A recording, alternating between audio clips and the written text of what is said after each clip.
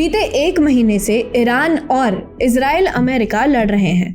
तब से ही दुनिया भर की लगभग आधी क्रूड ऑयल की सप्लाई रुकी हुई है। इस सप्लाई क्राइसिस का दंश हम भी झेल रहे हैं।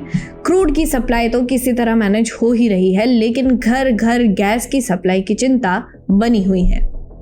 इसी के साथ ही एक और चिंता है हमारे उन लगभग 1 करोड़ लोगों की जो इन गल्फ कंट्रीज में रहते हैं। लेकिन इस बीच अगर सबसे ज़्यादा चिंता में कोई है तो भारत का एक राज्य है। अगर मिडिल ईस्ट में कुछ भी होता है तो सबसे पहले यहाँ की इकोनॉमी डूबेगी, सबसे पहले यहाँ बेरोजगारी का दौर आएगा। और इस राज्य की कहानी है कि इसकी इकोनॉमी ही गल्फ स्टेट के कामगार बनने के अराउंड बिल्ड की गई है। अब तक आप शायद समझ गए होंगे कि मैं केरला की बात कर रही हूँ।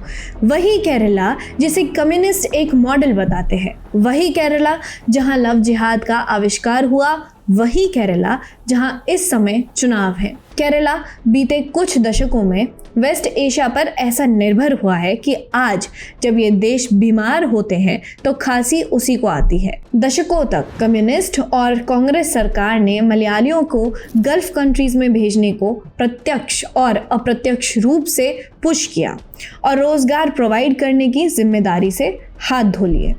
लेकिन इन सबसे पहले ये जान लीजिए कि आखिर केरला युद्ध में घिरे इन देशों पर कितना निर्भर है। रिपोर्ट्स कहती हैं कि वर्तमान में लगभग 24 लाख मलयाली गल्फ कंट्रीज में रहते हैं। केरला की जीडीपी का सबसे बड़ा हिस्सा आता है रेमिटेंसेस से, यानी विदेशों से आने वाले पैसे से। केरला की नेट स्टेट डोमेस्टिक प्रोडक्ट यानी एनएसडीपी में लगभग 1/4 हिस्सा बाहर से आने वाले पैसे का है। केरला माइग्रेशन सर्वे 2023 ये बताता है कि लगभग 22 लाख मलयाली बाहर रहते हैं, यानी राज्य की लगभग 12% जनसंख्या विदेशों में काम की तलाश में जा चुकी है। सर्वे कहता है कि केरला में लगभग 17% घर ऐसे हैं जहां से कम एक आदमी विदेश में काम करने गया हुआ है। इस मलयाली डायस्पोरा का भेजा हुआ पैसा ही केरला की इकोनॉमी के पहिए चला रहा है। सोचिए, केरला इस पैसे पर इतना निर्भर है कि ये पैसा उसके खुद के कमाए टैक्स से लगभग 70% ज्यादा है, यानी सरकार से ज्यादा पैसा बाहर रहने वाले मलयाली कमाकर भेज रहे हैं। केरला की इकोनॉमी में सर्विस सेक्टर यानी टूरिज्म, हॉस्पिटैलिटी, इंश्योरेंस जैसी चीजों का शेयर 60% से ज्यादा है। ये सर्विस सेक्टर इसी बाहर से आने वाले पैसे पे टिका हुआ है। और केरला अगर ऐसा है तो इसका जिम्मेदार कौन है? क्या कोई भी मलयाली अपने घर में नहीं रुकना चाहता है? क्या हर मलयाली ये चाहता है कि वो 20 साल का होते ही गल्फ का वीज़ा तलाशना शुरू कर दे? क्या वो ये चाहता है कि उसे दशकों तक अपने परिवार से दूर रहना पड़े? क्या वो अपने घर नहीं रुकना चाहता? क्या वो अपने शहर के करीब नौकरी नहीं करना चाहता है? मुझे नहीं लगता कि कोई भी भारतीय अपने घर से अफेक्शन नहीं रखना चाहता होगा। तो मलयाली भी भारतीय हैं, वो भी उसी सनातन संस्कृति से आते हैं जिससे बाकी भारत के लोग आते हैं। बात दरअसल दूसरी है। केरला में माइग्रेशन करना चॉइस नहीं बल्कि कंपल्शन है। ऐसा क्यों है? इसको एक डेटा से समझ लीजिए।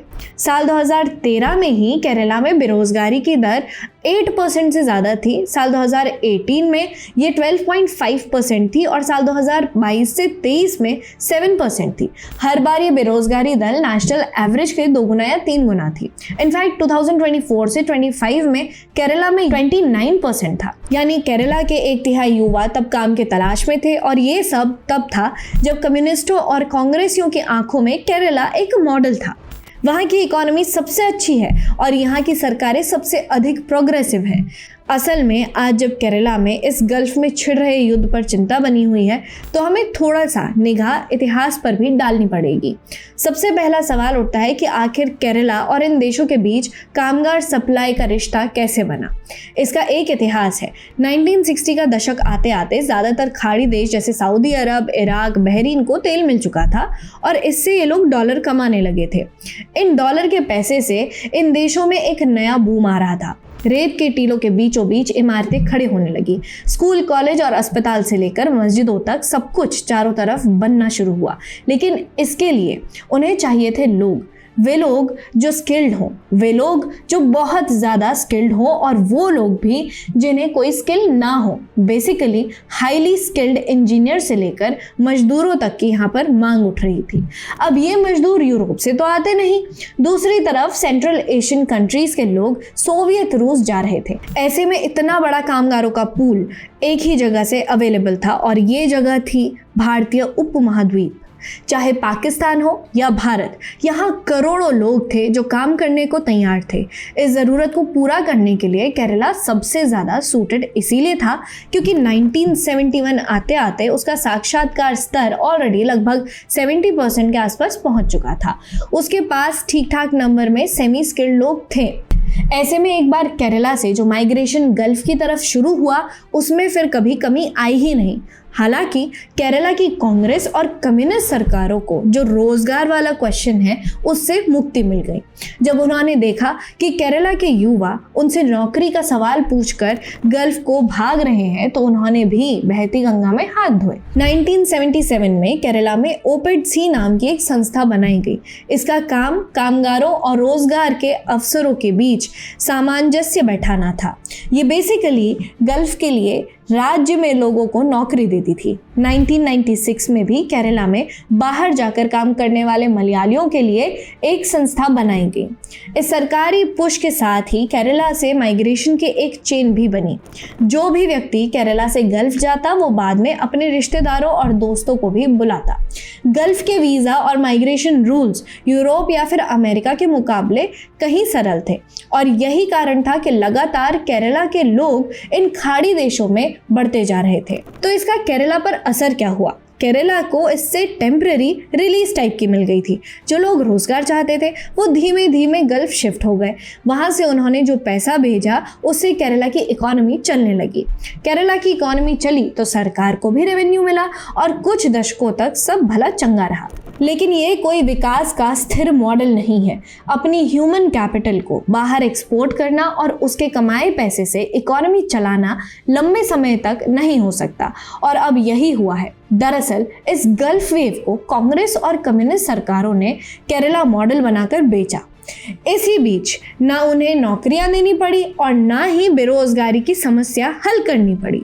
ऊपर से बाहर से आते पैसे ने उनके लिए राह और आसान जरूर कर दी। लेकिन समस्या अब पैदा हुई जब खाड़ी देशों में नौकरियां कम होने लगी। समस्या तब हुई जब खाड़ी देशों से आने वाला रेवेन्यू घटने लगा, और समस्या तब भी खड़ी हुई जब केरला का युवा अब नौकरी मांगने लगा। तो इन सब का जिम्मेदार कौन है? इन सब चीज़ों के जिम्मेदार हैं वो सरकारें जो खाड़ी की लहर सहारे अपनी जिम्मेदारी से बचती रही। वो सरकारें जो अपनी जिम्मेदारी से बचती रही कि उन्हें राज्य के भीतर ही कुछ इंफ्रा बनाना ना पड़े। इनफैक्ट इन सरकारों ने राज्य में गल्फ एक्सपोर्ट मॉडल को इतना ज़्यादा काम में लिया कि आज केरला मैन्युफैक्चरिंग के मामले में लगभग बराबर जनसंख्या वाले प्रदेशों से कहीं पीछे है। केरला में लगभग जहां केवल 7,000 फैक्ट्रियां हैं, तो हरियाणा में 10,000 से ज्यादा फैक्ट्रीज हैं। वो मैन्युफैक्चरिंग के शेयर में भी केरला से पीछे है। और इसका जिम्मेदार कौन रहा है? इसके जिम्मेदार वो कम्युनिस्ट और कांग्रेस सरकारें हैं जो दशकों तक यहाँ की सत्ता में रही हैं, और उन्होंने बस रेंट सीकिंग मॉडल अपनाया है। आज केरला में चुनाव हो रहे हैं। पिनराई विजयन की कम्युनिस्ट सरकार अपने 2 टर्म पूरे कर चुकी है। कहा जा रहा है कि केरला में इस बार कांग्रेस जीत सकती है। लेकिन क्या कांग्रेस और क्या कम्युनिस्ट? क्या अब केरला में कुछ बदलेगा? नहीं। क्यों नहीं बदलेगा? क्योंकि वो बदलना ही नहीं चाहते हैं। वो हर युवा को बाहर भेजने के मॉडल पर काम करना चाहते हैं। वो राज्य के फाइनेंशियल क्राइसिस में जाने पर केंद्र को टारगेट करना चाहते हैं। बस वो अपने गिरेबान में नहीं झांकना चाहते कि उन्होंने ऐसा गलत किया है। तो शायद यही केरला मॉडल है जो आज एक युद्ध के चलते उसकी सच्चाई सामने ला दे रहा है। देखते रहिए ऑप इंडिया।